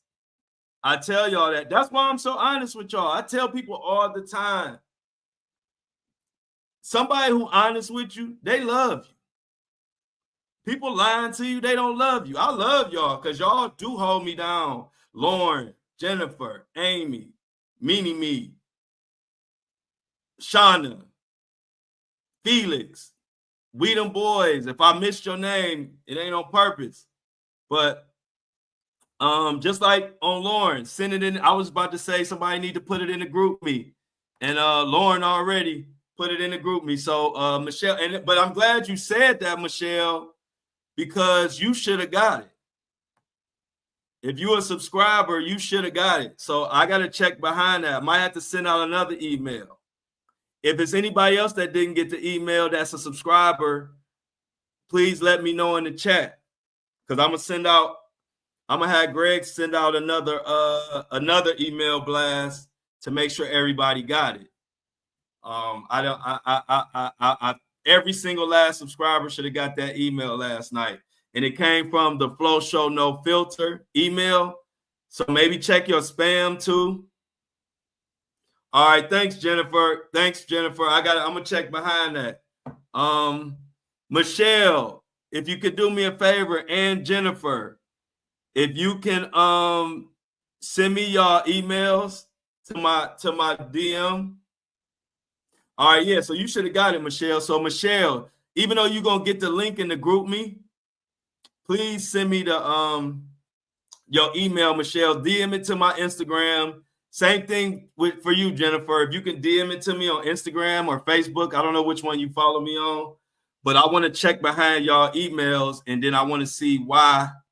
See, a lot of people didn't get it. So anybody that didn't get it, please send me an email. This don't make no sense, but this is why it's good. You got a live show where you could talk to your people in person and get to the bottom of it. So I would definitely, like I said, I put it in the group me, and help me out, y'all. If there's any subscribers that y'all know that aren't in the group me, send them the email. Okay, thanks, Michelle. I appreciate it. And Jennifer, please do the same thing so I can check behind and see why y'all didn't get the email. And I want to make sure that y'all emails was in the email blast. And so I need to know what y'all emails is so I could check behind it. I appreciate y'all letting me know, because that now I can check behind and see if there are more people who didn't receive it. All right, message me in Facebook Messenger. All right, Jennifer, let me check that right now.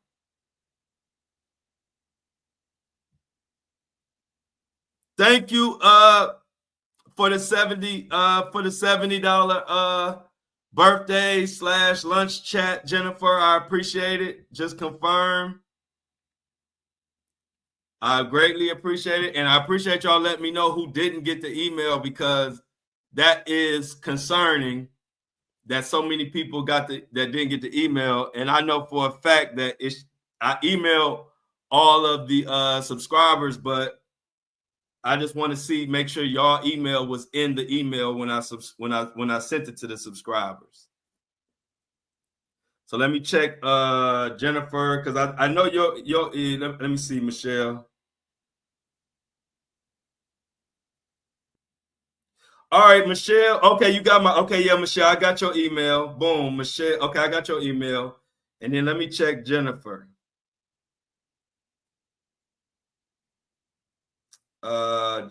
Jennifer.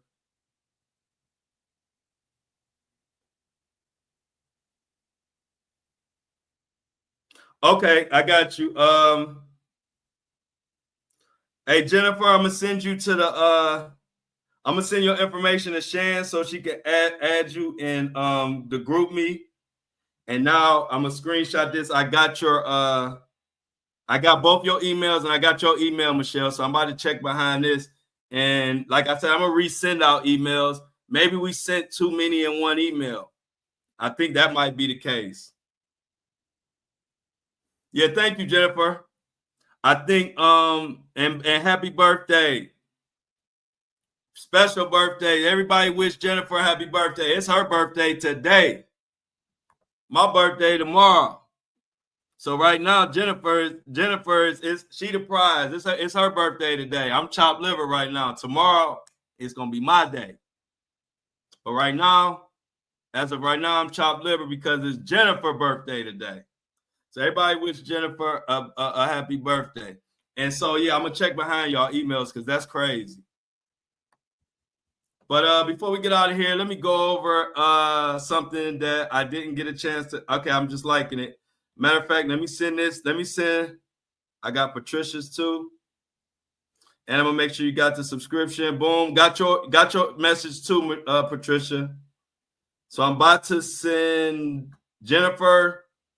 And if it's anybody else who wants to be in the group me, if it's anybody else that wants to be in the group me that's not in there, please let me know. And send me a DM on Facebook or Instagram. And group me, it's the message for all the supporters of the Flow Show, that No Filter, who want to be involved in the daily chats and what's going on. So, Jennifer, I just sent your information to Shan. Definitely make sure you comment on it after you chant. Hey, look, everybody, like, it's your birthday. Yeah, 2 more days. Please, I hope they don't push it back, y'all. I hope they don't push it back. If y'all don't know, it's supposed to be the co-conspirator enterprise letter. We back to the news right now for all my Facebook people and different people joining us. Please subscribe. My birthday is a good birthday present. You can just subscribe. But anyway, in 2 days, they're supposed to be dropping the enterprise letter. Now, what is the enterprise letter? I'm glad you are so eager to learn. So we about to break that down. What is the enterprise letter? The way they've been reneging on their promises, in general, I'm hoping they don't renege on this promise. But this is what's supposed to be dropping on March 7th. And this is the article. Diddy co-conspirators to be revealed March 7th. Federal agents told the court they will reveal names of all the co-conspirators that helped Diddy conduct his abuse. Media Takeout has learned. Federal prosecutors say that they are preparing to name all the alleged co-conspirators in a sweeping racketeering case involving Sean Diddy Combs. These individuals will be named on March 7th when the feds release a highly anticipated enterprise letter.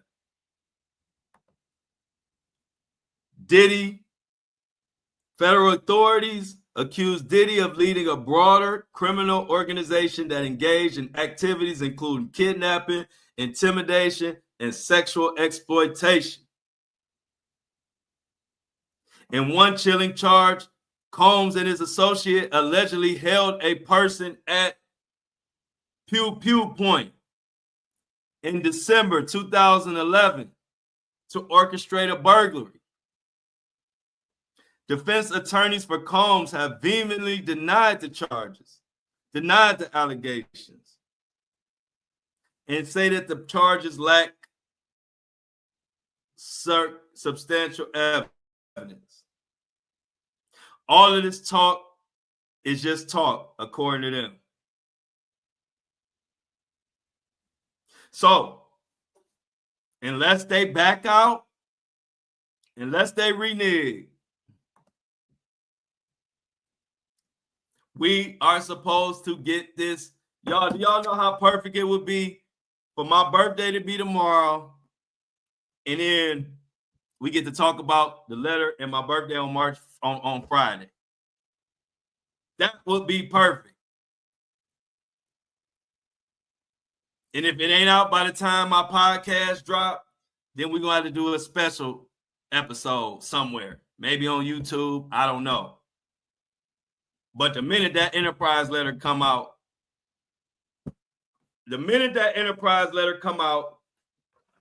I'm bringing this out. So I'm just sitting back waiting, because as soon as he dropped that enterprise letter, y'all ain't got to worry. I'm bringing this out immediately. because it's gonna get ugly. Yeah, like Shauna said, I can't wait, and they better not do what they did with Epstein. The only thing that's scaring me is they ain't nobody said nothing yet, y'all. Ain't nobody said nothing yet. And that's what's got me concerned. Because, like, what they should be, like, saying, hey, Friday is coming. They ain't saying nothing, but we'll see. I ain't going to be a negative Nancy. But we'll see. Thank you, Alexandra. Sorry, Alexandra. Thank you for the birthday wishes. The merch store drops tonight at midnight if I'm up. If not, it might be 4 a.m., but I'm going to try my best. Maybe I can. You know what? I can take Shan to make the announcement. Shan will be up. Shan be up late. So I'm going to tell Shan that she's going to need to make the announcement that the website is live at midnight tonight so we can perk the merch. Y'all been telling me, oh, shoot, okay. Look, Michelle, come on now. How can I not love Michelle? Michelle's been very supportive emotionally, financially, whatever. And I think she probably one of the first people to order something. So thank you, Michelle. I greatly appreciate it. It's what I work hard for. I'm up at 4 a.m. every day because I want to get the best product I can. I want to be dependable. I want to let y'all know every time we look around 7:30 in the morning, I'm there. The Flow Show No Filter is the only thing they can't take away from me. They could take my TikTok page. I'm about to do some preaching. They could take my TikTok page. They could take my Facebook page. They could take my Instagram page. They can't take the Flow Show No Filter. See, we own that. And as long as you subscribing and rocking to me, I don't care what happened. We're going to stay close, thick as thieves.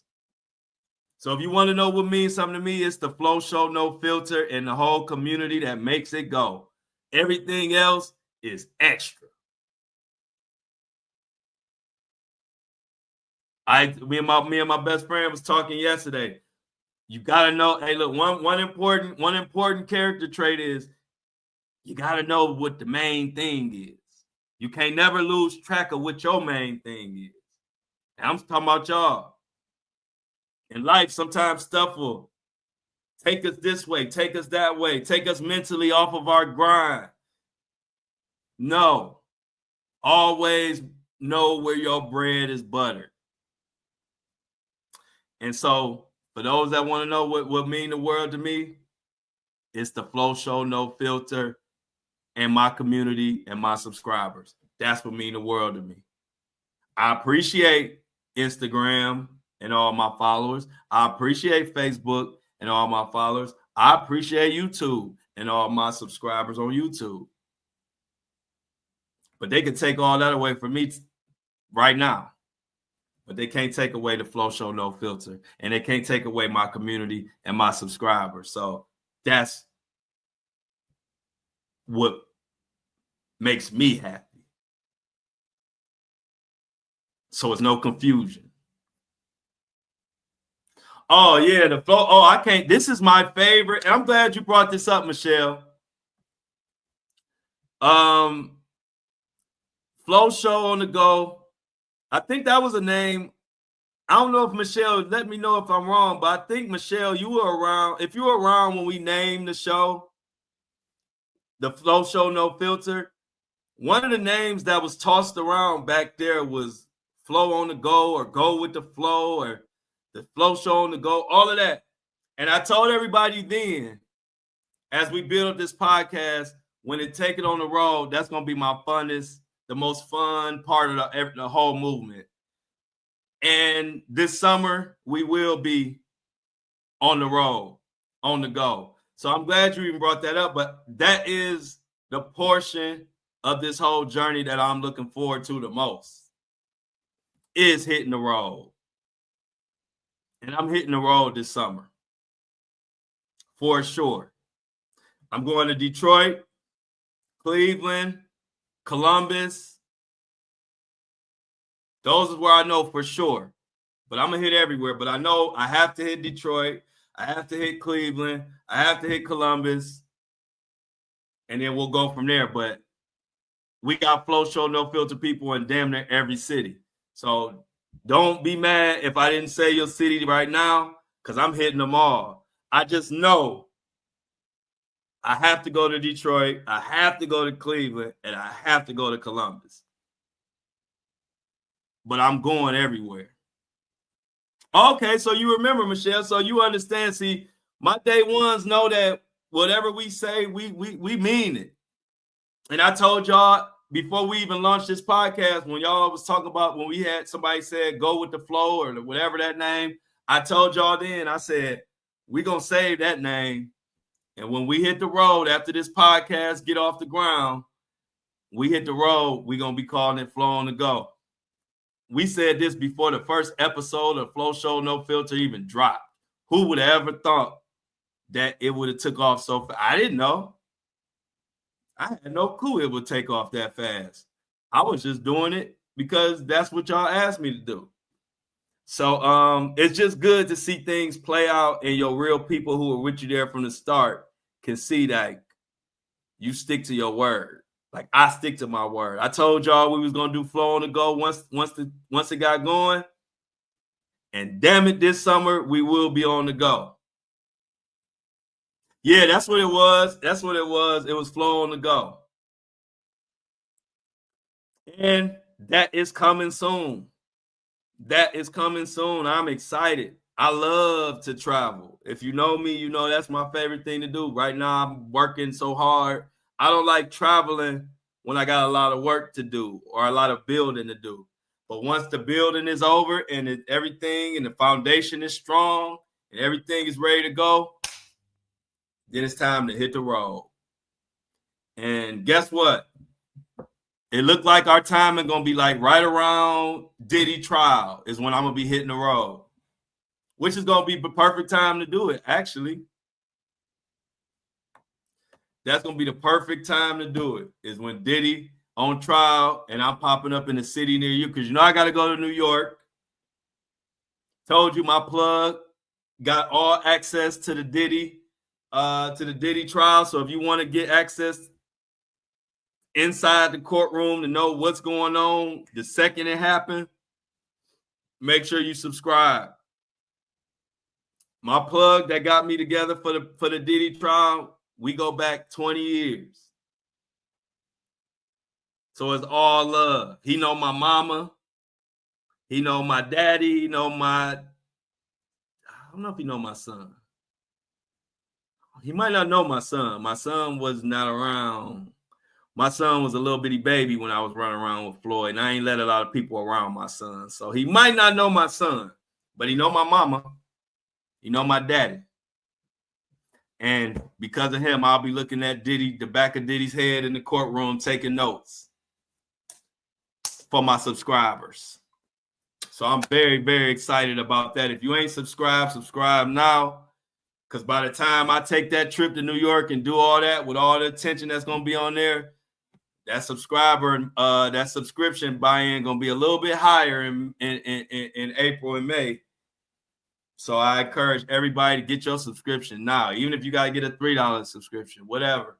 Get it now so you locked in. Like y'all know, I always want to take care of my day ones. Let you know what's going on. But yeah, we got access, baby. We got all access to Mohawk Diddy. Oh, birthday in June. Okay. Oh, that's perfect timing. Perfect timing. I might be around. I might pop up around Michelle's B-Day in that city.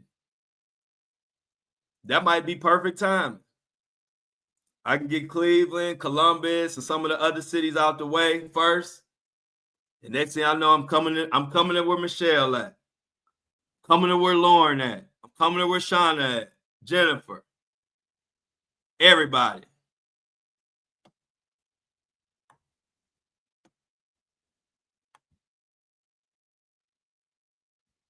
So we're going to have a blast, y'all.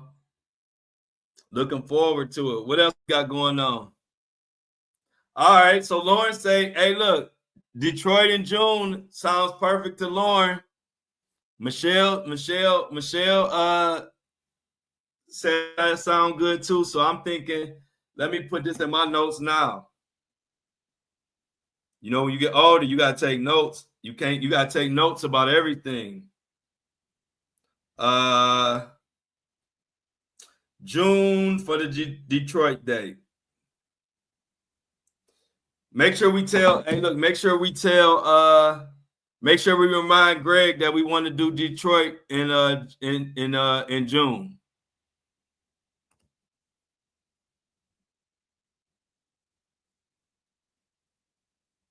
All right, thanks for letting me know, Lauren. We don't want you to miss out, Lauren. So we're gonna definitely be mindful of your date for the Detroit, since it's a lot of y'all there.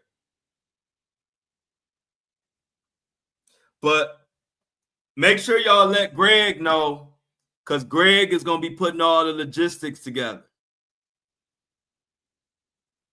Yeah, I'm with you on that, Patricia. That's a good statement. Patricia said maybe by then they'll get this airplane crap straight. I'm right with you on that, because I don't want to be on the plane nervous. I don't want to be on the plane nervous, shaking and thinking and wondering what's going on. So definitely Juneteenth. Okay, so Michelle's birthday is Juneteenth.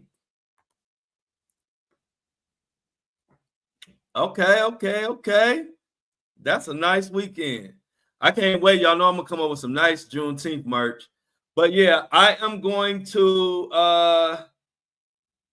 get out some of the yeah, for real, Patricia, for real, bro. Because I would hate yeah.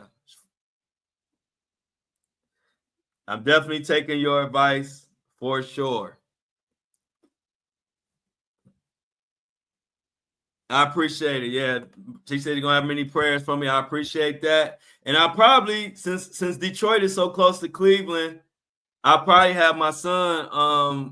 I have my son come with me to the Detroit weekend.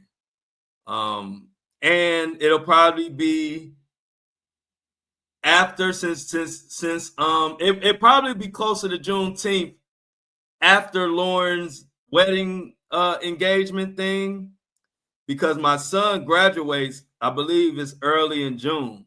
So I'll probably schedule the Cleveland event to be in Cleveland around the time of my son's graduation. And then the 14th is so it'll probably be more closer to Juneteenth. So, but make sure y'all keep in contact. Okay. All right, cool. Y'all know I'll be having a lot on my plate, so make sure y'all let Greg know as well of the dates that we thinking about for June. Because since there's so many of y'all out there, I want to make sure everybody is good for that weekend that we choose. And Greg is gonna be the one mapping it all out.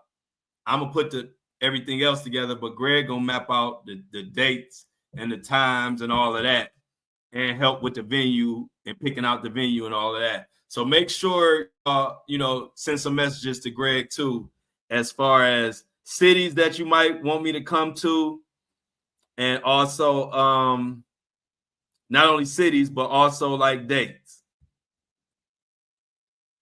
So it sounds like everybody thinking that 20th to the 22nd. So we're gonna let Greg know. If I forget, make sure y'all let Greg know that we pretty much have decided on the weekend of the 20th for Detroit. And I'm just letting y'all know so y'all can let him know and let Shan know.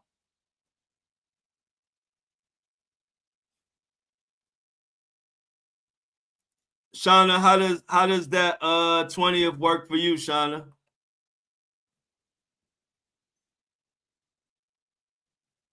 Once Shauna give us her answer, then I'm gonna go ahead and get out of here. Shauna, how does the 20th work if you're still in here?